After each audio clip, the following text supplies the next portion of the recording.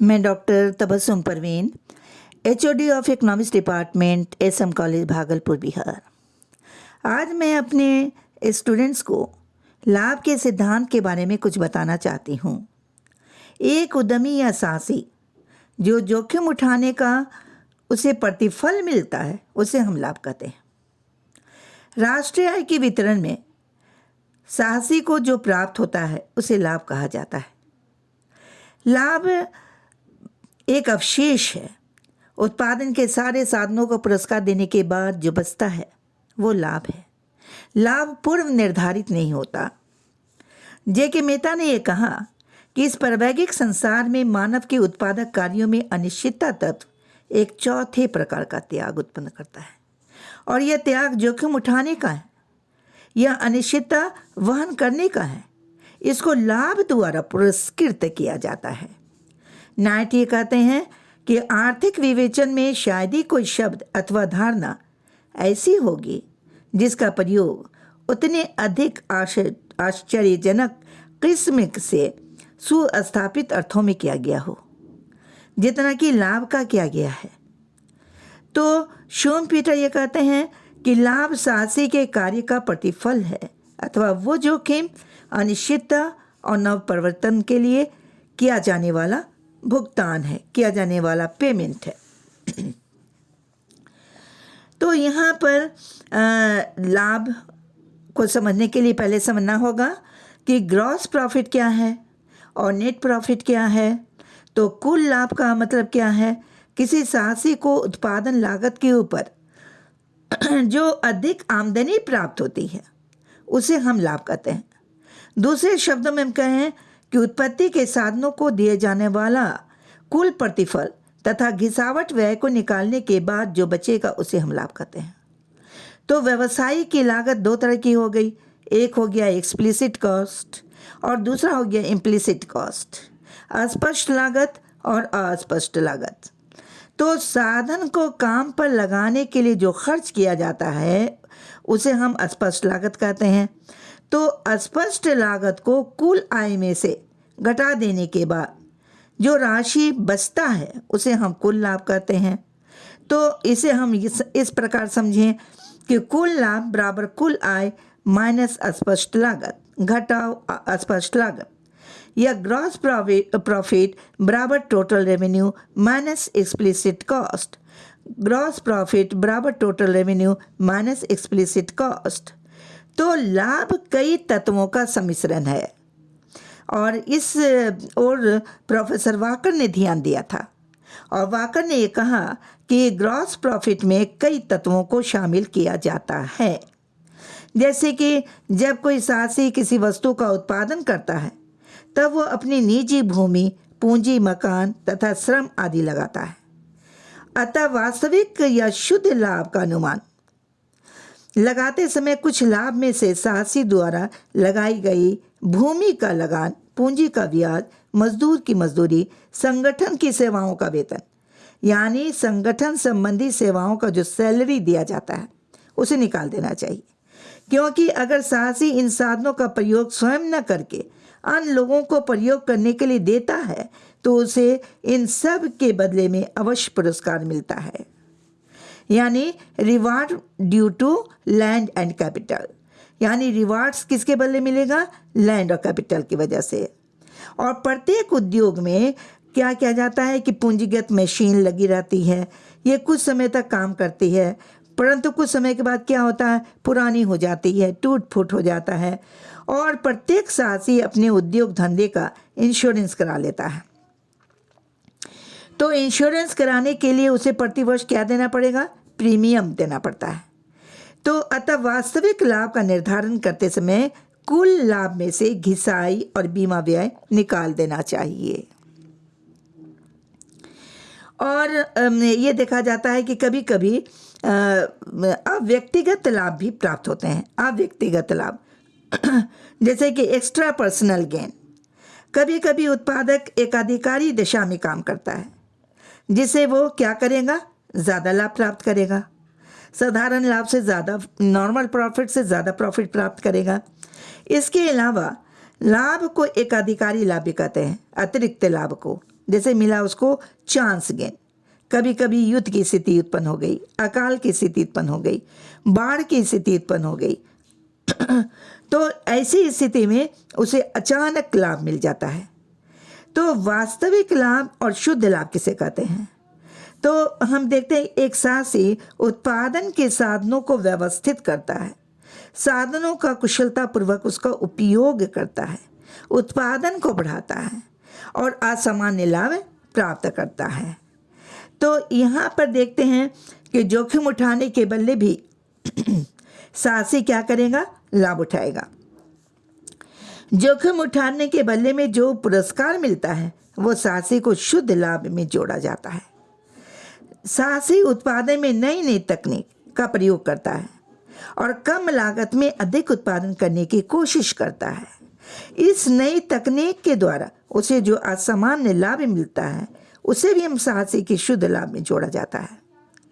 यानी शुद्ध लाभ में आपका नेट प्रॉफिट में जुटेगा reward for efficiency in organisation और coordination, reward for risk taking, risk कितना ले रहा है, रिवार्ड फॉर इनोवेशन। तो यहाँ पर हमको ये देखना है कि कुल लाभ शुद्ध लाभ प्लस अस्पष्ट लागत, शुद्ध लाभ बराबर कुल लाभ माइनस अस्पष्ट लागत। और आपका लाभ क्या का जब हम कैरेक्टरिस्टिक्स देखते हैं तो हम देखते हैं कि चूंकि साहसी स्वयं मालिक होता है इसलिए उसका पुरस्कार अथवा लाभ ऋणात्मक हो सकता है, परंतु मजदूरी ब्याज लगान ऋणात्मक नहीं होते। लाभ की दर में काफ़ी उतार चढ़ाव होते रहता है, लेकिन लगान मजदूरी और ब्याज में उतना उतार चढ़ाव नहीं होगा। लाभ में सर्वाधिक उतार चढ़ाव का मुख्य कारण व्यापारिक दशाओं का अनिश्चित होना है और इस अनिश्चितता के कारण लाभ का अंश बहुत महत्वपूर्ण है। उत्पत्ति के अन्य साधनों को प्राप्त होने वाली आय की तरह से लाभ एक कॉन्ट्रैक्चुअल इनकम नहीं है, क्योंकि उसे पहले से निश्चित नहीं, पूर्व निर्धारित नहीं है। पहले से हम इसको डिटरमिन नहीं कर सकते और उसे के संबंध में काफ़ी अनिश्चितता पाई जाती है, अनसर्टेनिटी। फ्यूचर में क्या होगा, प्रोड्यूसर के सामने बहुत सारा प्रॉब्लम है। तो यहाँ पर लाभ के बहुत सारे सिद्धांत हैं, जैसे लाभ का जोखिम सिद्धांत, लाभ का अनिश्चितता का वहन करने का सिद्धांत, फिर है आपका लाभ का नपरिवर्तन का सिद्धांत। तो लाभ का अनिश्चितता उठाने का सिद्धांत किसने इसे प्रतिपादित किया था? तो फ्रैंक हाइमन नाइट, जो एक अमेरिकी अर्थशास्त्री थे जिन्होंने अपना करियर शुरू किया था कहाँ से? शिकागो विश्वविद्यालय से।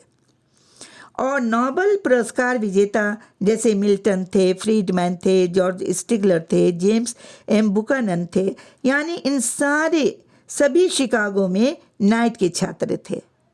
तो नाइट को 20वीं शताब्दी में शास्त्रीय उदारवादी विचारों को संरक्षित करने और बढ़ावा देने में महत्वपूर्ण माना जाता था। उन्होंने अपनी पुस्तक रिस्क, अनसर्टेनिटी एंड प्रॉफिट, उनकी किताब थी, उन्होंने बताया कि आर्थिक गतिविधियों में खतरा आता है, अनिश्चितता आती है, खतरा और अनिश्चितता का खेल चलता रहता है और लाभ का कारण है कि निश्चितता की तलाश के सिद्धांत पर एक अनिश्चितता है और सीमांत लाभ समानता का सिद्धांत भी उन्होंने स्थापित किया था। तो लाभ की अनिश्चितता का सिद्धांत किसने प्रतिपादित किया? लाभ की अनिश्चितता का सिद्धांत नाइट ने, जिनका करियर शुरू हुआ है आपके शिकागो विश्वविद्यालय से। तो नाइट के अनुसार लाभ साहसी की जोखिम उठाने के कारण प्राप्त नहीं होता, बल्कि अनिश्चितता वहन करने के बदले दिया जाता है। नाइट ने जोखिम को 2 हिस्से में बांटा, एक नॉन रिस्क, एक अननोन रिस्क, ज्ञात जोखिम और अज्ञात जोखिम। इस प्रकार वो जोखिम जो कि बीमा योग्य जोखिम है, जिसका कि हम इंश्योरेंस करवा लेते हैं, जैसे कि मान लीजिए कि अग्निकांड यानी आग लगने का आशंका रहती है, मृत्यु, दुर्घटना, टूट फूट, इन सारे घटनाओं को हम शामिल करेंगे आपके जोखिम, ज्ञात जोखिम में, यानी नॉन रिस्क में, और इन सब घटनाओं का अनुमान लगा लिया जाता है। तो इस प्रकार की ज्ञात घटनाओं की अनिश्चितता, यानी ज्ञात घटनाओं की जो अनिश्चितता है, इसका वहन कौन करेगा? अनिश्चितता का बीमा साहसियों के द्वारा किया जाता है, बीमा कंपनी करती है। तो जब बीमा कंपनी के ऊपर चला गया अनिश्चितता का जोखिम, तो यहाँ पर साहसियों को इस प्रकार के अनिश्चित किंतु ज्ञात जोखिम झेलने का कोई अवार्ड नहीं मिलेगा, क्योंकि जोखिम झेलने का पूरा भार किसको गया? बीमा कंपनी को। लेकिन दूसरी श्रेणी की जोखिम, जो इसके बारे में फ्यूचर में क्या होगा, फ्यूचर में हो सकता है कि अनिश्चितता के वातावरण में प्रोड्यूसर ने जो भी प्रोडक्शन किया है, उस प्रोड्यूस्ड गुड्स का दाम उसके कॉस्ट ऑफ प्रोडक्शन से भी कम हो जाए, उसको हेवी लॉस वहन करना पड़े। हो सकता है कि दाम बहुत ज़्यादा बढ़ जाए, कॉस्ट ऑफ प्रोडक्शन से उसका दाम और भी ज़्यादा हो जाए, यानी ये फ्लक्चुएशन है, ये अनिश्चितता है। तो नाट ये कहते हैं कि जोखिम ऐसे खतरे को कहते हैं जिसके संबंध में पहले से अनुमान कोई भी नहीं लगा सकता और जिसका बीमा भी नहीं किया जा सकता। तो अनिश्चितता में उतार चढ़ाव आता है। जैसे उत्पादक किसी वस्तु का उत्पादन इस आशा से करता है कि वो उस वस्तु का ऊंचा मूल्य प्राप्त करेगा, परंतु किसी कारणवश अगर मान लीजिए कि उसकी वस्तुओं की बिक्री ऊंचे दाम पर नहीं हुई, तो उसको तो बहुत ज़्यादा लॉस होगा, और ये एक अनिश्चित जोखिम का उदाहरण है। तो साहसी को ऐसी अनिश्चितताएं झेलने का पुरस्कार लाभ के रूप में प्रेरणा देती है, यानी लाभ के रूप में अनिश्चितता वहन करने का पुरस्कार है आपका लाभ। तो व्यवसाय में जितनी अनिश्चितता आएगी, जितनी अनसर्टेनिटी आएगी, साहसी को उतना ही लाभ मिलेगा। तो नाइट के अनुसार साहसी को जोखिम के लिए नहीं, बल्कि किसके लिए मिलेगा अवार्ड? मिलेगा अवार्ड उसको अनिश्चितता वहन करने के लिए। तो लाभ के अनिश्चितता के सिद्धांत की आलोचना की गई। आलोचक ने इसकी आलोचना की है। आलोचक का कहना है कि साहसियों को जो लाभ प्राप्त होता है वो केवल अनिश्चितता वहन करने के कारण नहीं मिलता है। साहसी अनिश्चितता झेलने के अलावा भी बहुत सारा काम करता है, जैसे कि वो प्रोडक्शन करने के लिए प्लानिंग बनाता है, डिसीजन लेता है, उत्पादन करने के सिस्टम को मैनेज करता है, इनोवेशन करता है। इसके लिए भी उसको अवार्ड मिलना चाहिए।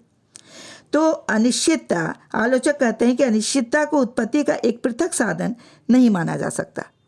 अगर प्रत्येक व्यवसाय में अनिश्चितता की कुछ न कुछ मात्रा अवश्य रहती ही है, जो कि साहसी द्वारा वहन किया जाता है।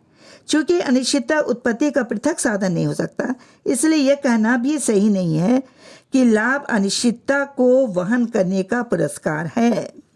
लाभ अनिश्चितता वहन करने का नहीं, बल्कि साहसी की योग्यता का पुरस्कार आलोचक कहते हैं। आलोचक कहते हैं कि नहीं, अनिश्चितता वहन करने का नहीं, साहसी जितना योग्य होगा उतना ही अनसर्टेनिटी को वो बियर कर सकेगा। तो यहाँ पर आलोचक का मत है कि साहसी को एकाधिकारी लाभ भी प्राप्त होता है, मोनोपोली गेन भी प्राप्त होता है। तो मोनोपोली गेन जो है, एकाधिकारी लाभ प्राप्त होने पर साहसी को किसी अनिश्चितता का वहन नहीं करना पड़ता है। यानी एकाधिकारी लाभ, मोनोपोलिस्ट जो लाभ प्राप्त करता है, उसके लिए उसको अनसर्टेनिटी का सामना नहीं करना पड़ता है। अतः यह सिद्धांत एकाधिकारी लाभ की व्याख्या नहीं करता है। तो आलोचक की आलोचनाओं के बावजूद ये कहा जा सकता है कि यहाँ पर अनिश्चितता वहन करने का जो सिद्धांत है नाइट का, वो यह बताता है कि वो जोखिम जिसके बारे में जानकारी नहीं है, जिसके बारे में हम पूरी तरह से एश्योर नहीं हैं, हम नहीं जानते हैं कि भविष्य में क्या होगा, जिसका कि हम बीमा भी नहीं करा सकते।